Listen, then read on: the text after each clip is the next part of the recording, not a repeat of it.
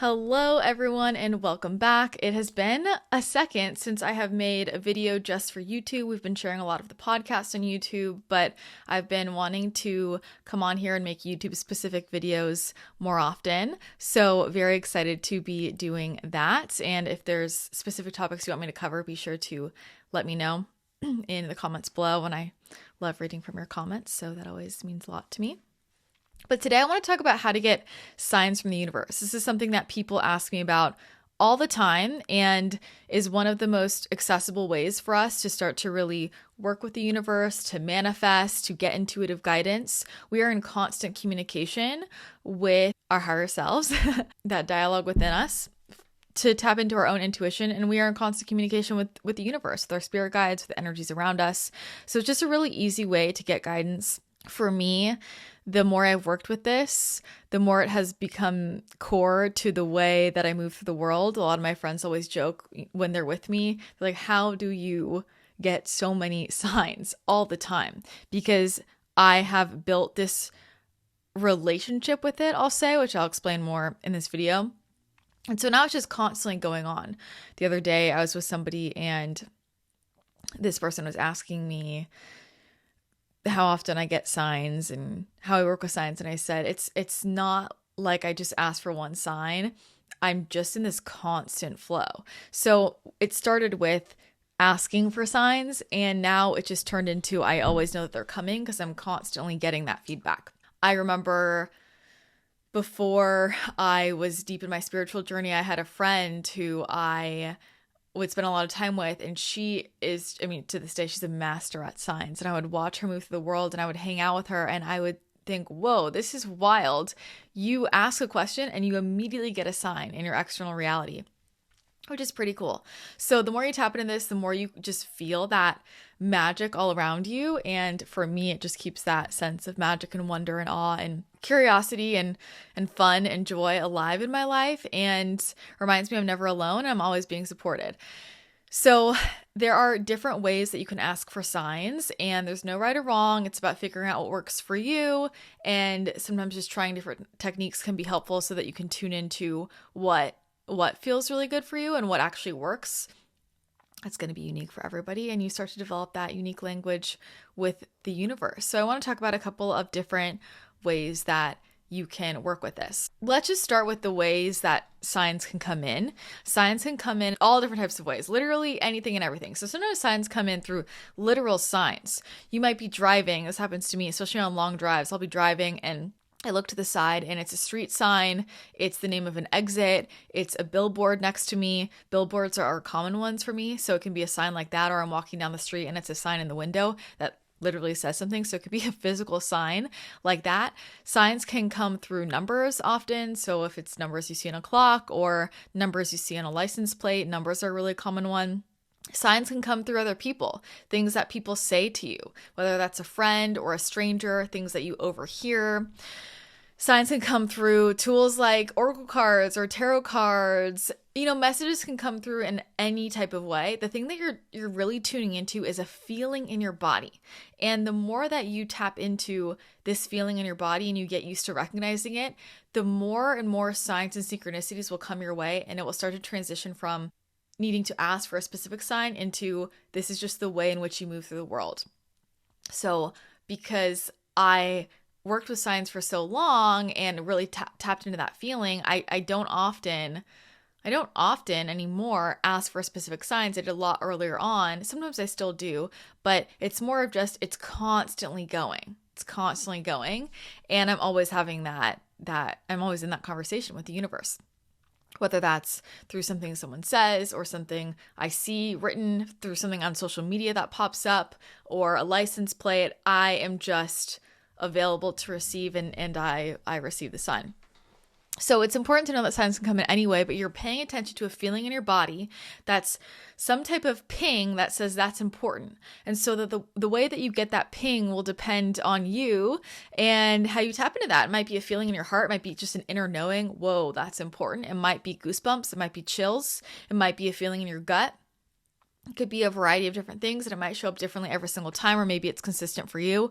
For me, it's usually either this zing sort of feeling through my body that's very physiological. The longer I've been doing this, now it's more often just this deep knowing. I know, whoa, that was important. That was it. I just have that knowing, that was it. So part of starting to work with signs is you have to be willing to accept it as a sign. What I want to say is people get really tripped up on, is that the sign or is it not? And so part of this is just dropping the overthinking. And when you're going to start to work with signs, you're just trusting that when you ask for the sign, it's going to come to you. And when something pops up and you feel like, whoa, was that the sign? That's the sign. So it's kind of just yes energy. That's it. Don't overthink it. And this is true for a lot of spirituality. This is true for learning to tap into your intuition, your intuitive abilities as well. There's this beginning portion where I always tell people who I'm training, to start off, you just say yes. That's it. That's the intuitive hit. Don't overthink it, just to practice leaning into it, because intuiting and listening to your intuition is a core piece of being able to discern signs. Is really just dropping all of your overthinking, dropping your logical mind. And I mean, really, it's kind of just releasing all control and just going with it, going with the stream of things. Yes, that's it. Yes, and it's a lot like improv. Yes, and. So let's talk about different ways that you can work with signs. And what I would recommend is if you're first starting to work with signs and first starting to build this muscle, I would play with signs for things that you don't feel super emotionally attached to. So I wouldn't start, I mean, you totally can, and some people do. I'm not saying don't, but if this feels better for you, sometimes it's easier to start with signs about things that aren't so intense for us. Maybe it's, should I wear this dress to this upcoming wedding, or should I wear this dress? Right? Which one is it? That kind of question, more than should I leave my job or not. But, sometimes you want to just jump in and say, give me a sign if I should leave my job. But the thing is that the more you develop confidence in your signs and synchronicities and how that helps you guide your life, it can be easier to trust the bigger ones. So, if it feels more approachable to start with smaller things, you can play with that. Don't feel like because you get a sign in a certain direction, you have to make any big life decision. You still get to make your own life decisions. These are just different forms of guidance. And really, signs reflect back to us our own thoughts and feelings. When you get a sign about something, are you relieved? Yep, that's right. I know that to be true. That's just confirming for you what you already know. Or is it, oof, no, I don't like that. I don't like that. That's all helpful information for us. So anyway, a couple of different ways to work with signs. Now, one way to work with signs is to pick a sign, to pick something specific that you don't see very often, and say, if it is for my highest and best to XYZ, then please show me a blue umbrella. Please show me a green duck. Please show me an alligator. I often use that one. The other one I use is red cherries. Please show me red cherries. Something that is not so obscure it might feel it's never gonna come up anywhere, but not something you're seeing all the time, right? So part of that is, if let's say I said, show me red cherries. Meanwhile, I have a magnet on my refrigerator of red cherries. That wouldn't be a good sign for me to pick, right? It's not something that I'm already aware I'm going to see. It's something I'm assuming I'm not going to see. That's the big piece. And so you can leave that open-ended if you want. I personally like to give a time frame. And I like to give a time frame usually of 72 hours. So I like to give a time frame that's long enough where energy can move. And in particular, especially if I'm, kind of not doing anything, if I'm not leaving my house much, there's not as many opportunities for me to kind of bump into signs, because we're co-creating with the universe. The universe is trying to deliver things to us, right? So if I am just sitting in my bed for, days straight and I'm not leaving my bed, I'm probably not going to see anything else. So it's going to be difficult for the universe to try and deliver the sign to me, right? Your spirit guides, your higher self, the universe is trying to give you the sign. So keep that in mind. I like to do something like 72 hours. If it's too long, sometimes I kind of forget. So I like to give it enough time where I have some wiggle room, but not too long where I kind of forget about it or it loses its momentum. And that also kind of pushes the energy along, I find, where I get shown it pretty quickly. So I know some people love to do it faster, like 24 hours. And you can do that too. So you can play with the time frame. I personally do like to give it a time frame rather than an open-ended thing, just because in my head it's kind of this closed container of it's going to happen. Or even if I do say like in the next week I want to see this, it's still giving it a closed container. So I know if I see that in the next week, you're sure that was the sign. Versus if I say, just, show me this alligator. And then if I should do XYZ. And then my cat is screaming and I thought it was an ambulance. But if I see the alligator in 6 months, I might think, is that the sign? It's been 6 months. So you never know. But sometimes signs do show up like that. We'll get to that in a second. So I like to give a time frame and then you let it go. And you do your thing. And it's this balance of you're not searching for it. You're not trying to force it to happen. You're not putting yourself in a position to see that thing. But you're open. Your eyes and ears are open. You're conscious. You're consciously moving through the world so that if it comes up, you notice. That's it. So you don't have to go searching for it. You don't want to go searching for it because then it's not really a sign. It's more if you forced it or created it. And then you pay attention, right? So you might see it at the grocery store. You might hear it. If I say, show me a blue umbrella, it might be the words written out, blue umbrella. It might be a blue umbrella that someone's holding. It might be a blue umbrella at CVS. It might be a blue umbrella in a painting that I walk by. So it can come in any form. It could be a blue umbrella sticker that's on someone's license plate. It could be the physical thing. It could be the physical object. It could be a painting of the object. It could be a drawing of the object. It could be the words, like the written out words. That happens to me a lot where I'll ask for a sign and I'm kind of expecting, I'm looking, I'm like, I haven't seen it yet. And then I'll see the words, it's written out somewhere. Like it could be Red Cherry Street. Red Cherry Street. So that's one way that you can go about it. The second way is I like to have people just close their eyes, drop in and say, okay, universe, show me the sign, and see what comes to mind or what comes to your heart or whatever, just what first comes to your mind, whether it's a visual or a knowing. When I just did that, I thought of grapes. So I could say, okay, the sign is grapes. Thanks, universe. And then I would say, okay, please show me grapes in the next, however many hours, if it's for my highest and best to do XYZ. And I like to frame it like that. If it's in my highest and best to do XYZ, because that's specific enough, not, show me a sign if I should leave my job, because then the sign's going to come in and it's not necessarily specific enough. So I like to put it in a certain direction. Show me a sign if it's for my highest and best to leave, versus show me a sign to tell me if I should or if I shouldn't leave my job. Do you see the difference? So I like to put it in a specific direction.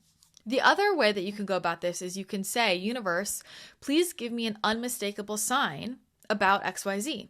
Please give me an unmistakable sign if I should move to California. Please give me an unmistakable sign. And I was actually just talking to somebody about this. He wants to get a dog, and he was saying he wasn't sure about the timing. And I said, well, I like to just ask for a sign. And if I was him, I told him, I said, I would just say, universe, please show me an unmistakable sign for when I should get my dog, when the timing is. And I told him, in that situation where it's something where you're not trying to make an answer in this exact moment, it's like, just show me an unmistakable sign when I should do XYZ. In that situation, I don't put a time limit on it. I'm like, show me when. And then I trust my inner knowing as I'm moving through the world where there's going to be something that comes up where you have that knowing of now's the time. So show me an unmistakable sign. And that could be in 2 weeks, somebody down the hall of the apartment building says, hey, we have a bunch of puppies. Do you want one? There's the sign. That could be in 2 years. Somebody says, hey, we need to rehome our dog because we're moving and for whatever reason the dog can't come. Would you be interested in taking the dog? There will be something very clear, right? Or maybe it's in a year and suddenly you're just getting pummeled with things about dogs and it just keeps coming up. It's like clearly you're getting an unmistakable sign. And so I like to do that with things that are more open-ended, where I'm like trying to figure out the timing and I'm just trusting that the universe is going to pummel me with the sign or give me something really strong about like, here's the timing. And the timing is now because the sign is, hey, that happened really quickly and easily. That just slipped in. Or people keep saying this to me. Remember that source works through different people. And so it keeps popping up in different directions. And really, at the root of all this is it's just about being conscious in our lives. It's about paying attention to what's coming in and asking ourselves all the time, what is life delivering to me and what is it a sign about? In many ways, everything can be a sign. Like anything can be a sign, and it's one choice to live your life thinking everything's a sign. And that can work if that's your choice. So a big piece of this for me is I know the universe is always sending me signs. And so when I'm moving through the world and something kind of pings me or grabs my attention and it has a significance for me, it has a meaning for me, I'm like, okay, I get that meaning. And so now I know what to do.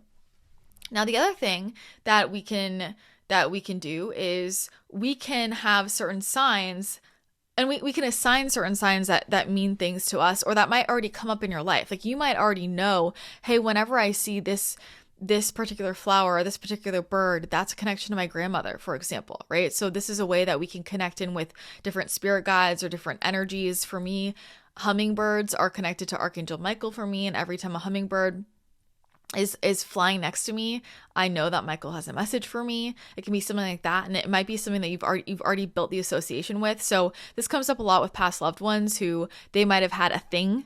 Like there was a thing with them, whether that was while they were living or quickly after they passed, you might have started to associate a certain thing with them. And so, whenever that pops up, that's a sign from that person.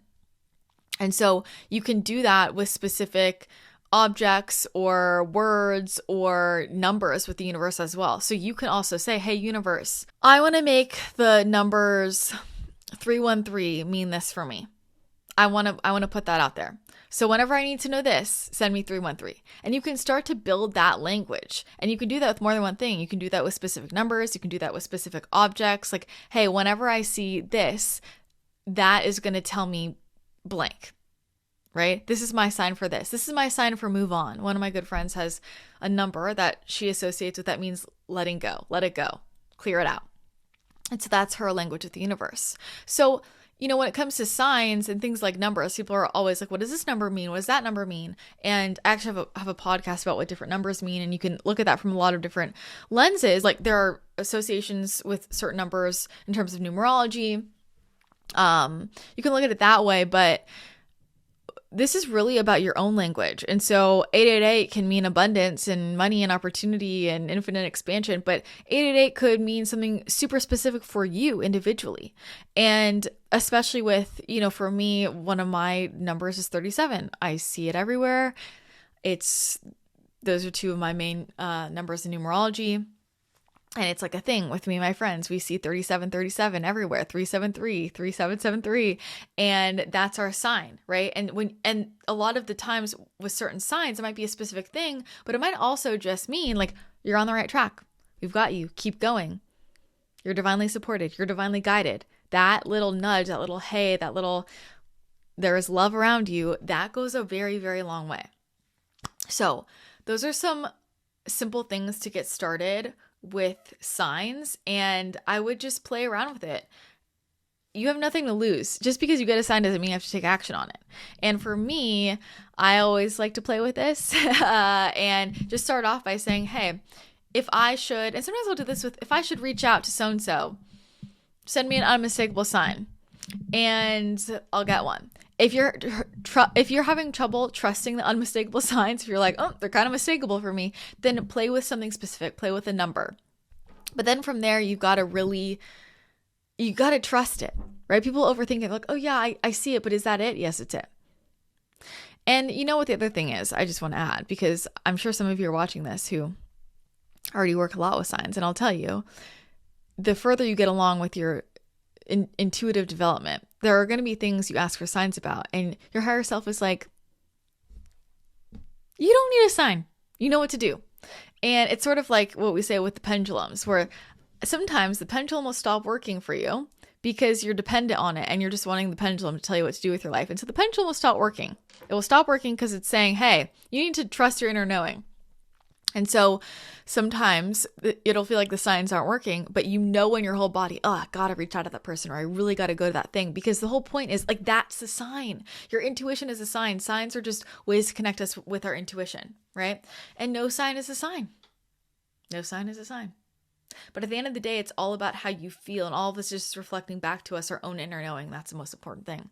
So I would love to hear how you like to ask for signs and how you like to work with signs. There's so many different ways. These are just a couple of really simple things and things to get started. Let me know. And if you have any really cool sign stories, please leave a comment. I would love to hear it. If this was helpful for you, hit the thumbs up button. If you think it would help anybody in your life, send them the link and let me know any future videos you want me to create. I just want to remind you that one of the things that helps us be in that constant communication with the universe and stay connected with our intuition is keeping our frequency high and our energy field clear. And so that's why I'm a huge proponent of energy work. You know, it's my bread and butter over here.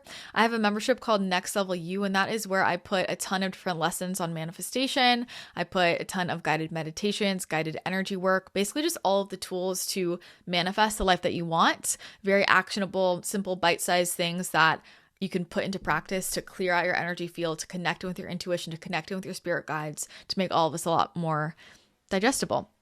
So I'll put the link for that in the description below if you want to check it out. Would love to see you inside. There's a 7-day free trial too if you just want to test the waters, and I would love to see you there. So that's going to be it for today. Let's ask for an unmistakable sign, everybody. Pick your thing, all right? And let me know how it goes. Talk to you soon.